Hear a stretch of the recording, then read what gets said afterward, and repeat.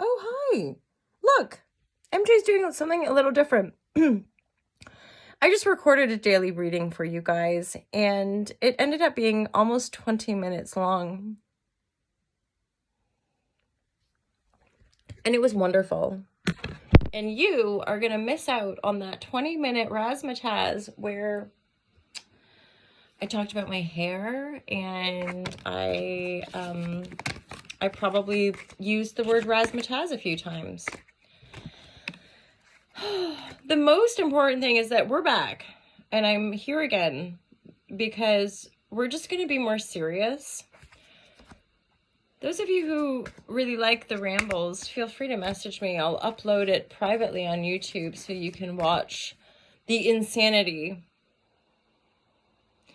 that is me on Friday morning, July 26th. Let's get into these cards, you guys. Divine guidance and loving clarity.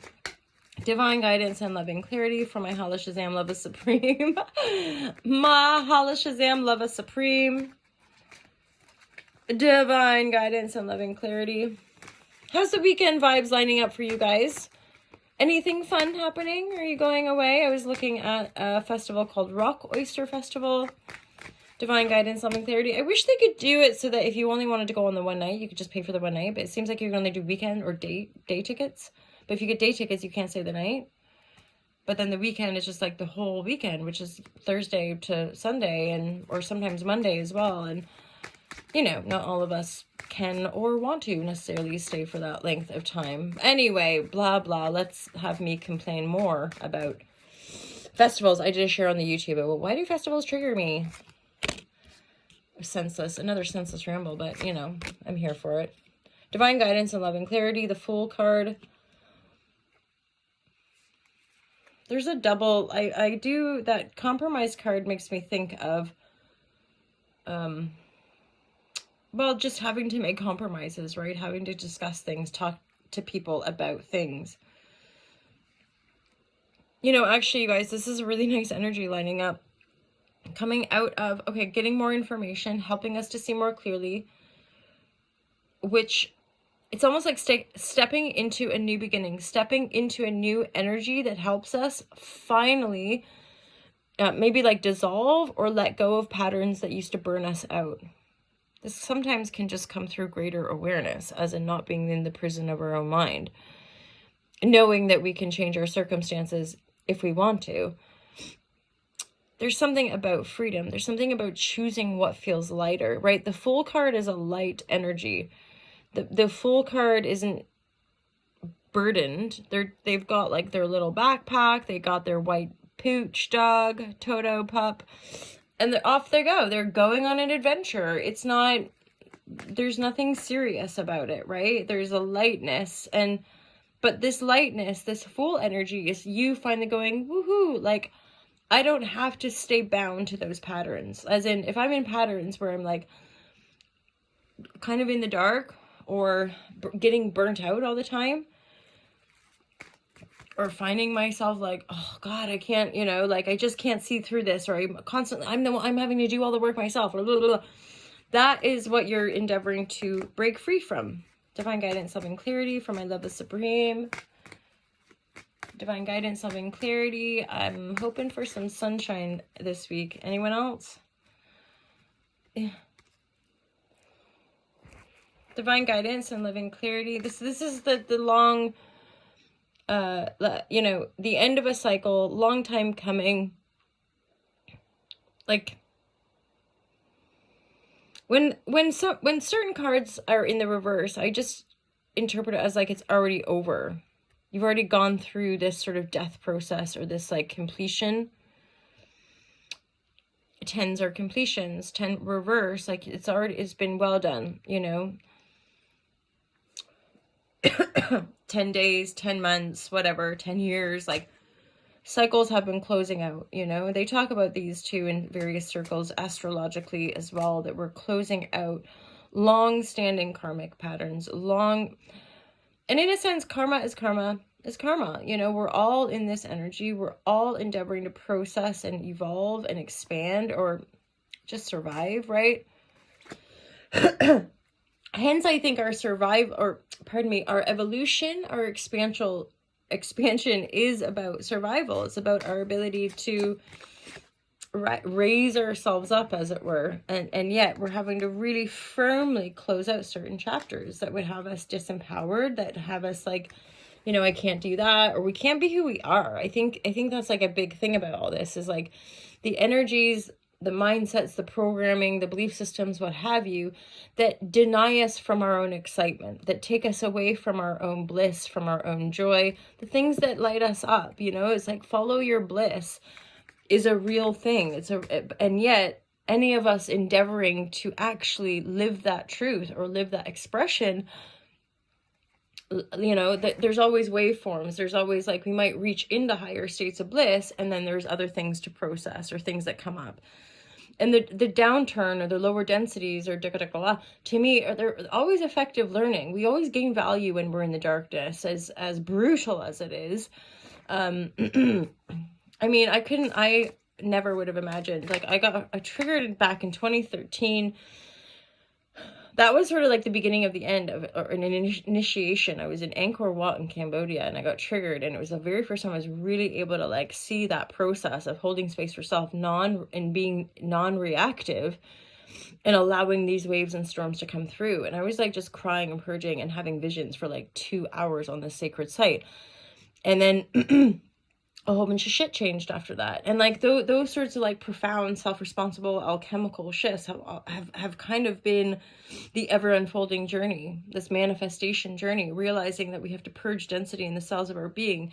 You know, like, we want to just be able to isolate our mind and be like, I think, therefore I am, or you know, thoughts become things. And yes, that's true. But if we're not in alignment, we don't see them. So we're not manifesting them in that essence, right? And then often is the case, we don't, as love and light beings, we don't want to face the shadow. We don't want, sitting and writhing in pain or healing trauma isn't like a squeaky clean, ever so comfortable process. It's messy, and it's painful, and it's dark, and there's all this shame, and you know, and then there's that weird societal programming of like, don't cry, or like that there's some sort of weakness or vulnerability in tears, or you know, people that are sort of traumatized, they think that like anyone who cries is being manipulative, or you know, just insanity. And rather than knowing of self, and the more we know the self, the more we can actually essentially like really embody and integrate even the shadow, which to me encapsulates the forgiving of our grievances. You know, true responsibility is honoring the part of us that chose to enter certain situations, that chose to get into certain situations. It's not about being responsible for other people's shitty behavior. That's on them, you know, like they get to be responsible for that. But we have to be responsible for our own shames, our own distortions, and you know, keep showing up. But it's a challenge, right? Divine guidance and loving clarity. So I'm getting my final few cards here for my lovers. Krishna Krishna Hare Hare, Krishna Krishna Hare Hare. Do you guys, anyone here go to the Shivananda ashram? Those cards came, some of those similar cards came through another take, I would say, but there is something possibly for some of you calling you to an adventure, compromise. I'd be really aware if there's too much compromising going on. Some of you guys might cut something out. And I want to just probably say too that Krishna is like really about dedicating ourselves, so honing in on our unique individual practices, right? The practices that help us know our own mind, and that, because that's a big part of it. We have to know our own minds so that we don't get corrupted by other people's minds. There's two. So there's Gemini, Libra, Aquarius. That's the energy coming in. Gemini, Libra, Aquarius. I would be aware of having to overcompromise, or making sure that, like, again, it's 2A. There's got to be that give take. There's got to be that kind of openness and vulnerability to enable a harmonious exchange.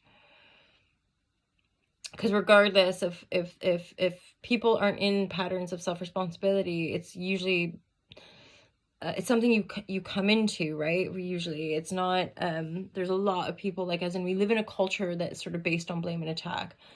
And most of us, when we're operating in the lower bass tones, it's just the kind of a natural outpouring to like blame, attack, and like collectively, right? We can blame and attack government or economy or what have you, and yet we still the ones who got to feed ourselves. We're still the one who have to, you know, show up and heal. And that's part of it. We can be like raging against the machine all we like, but most of us probably have healing to do for our own being, and we have healing to do with just our own intimate relations, you know, healing our ancestral lineages, healing our dysfunctional family systems. And that is in self, right? Like, we don't have to go around forcing people to heal per se, but we as a generation, we still have to endeavor the healing, because most of us, I would say, are looking around at these cycles and these patterns going, enough. It sucks ass.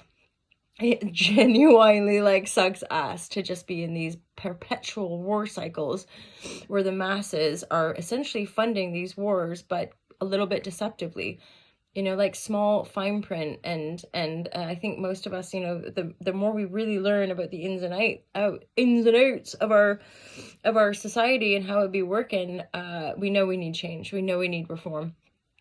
You know, and some of the systems might just have to completely come down, and then we have to rebuild with again a greater, more harmonious perspective, more voice in the world. Not mine. Oh, that was, I mean, we just got to crack on with the day, you know. That's how we roll. More readings on the YouTube channel. Thanks for being my internet friends, you guys. I really appreciate every single one of you. I'm thinking, is there anything else? No, I don't think so. We're going to leave it there. Have a wonderful weekend, you guys, if I don't see you over the weekend. My patrons do get a weekly reading every week, so check out the Patreon account. Check out the T-mail store. Go buy some merch. Buy my book on Amazon or Kindle or Audible. Is that it? Yep. And check out the online courses. If you sign up to Patreon, you get the online courses for free. So, or like as part, it's not free because you're paying for Patreon. But anyway, all right. Have a great day, you guys. Enjoy your weekend. Let's get out in that glorious sunshine, my UK lovers.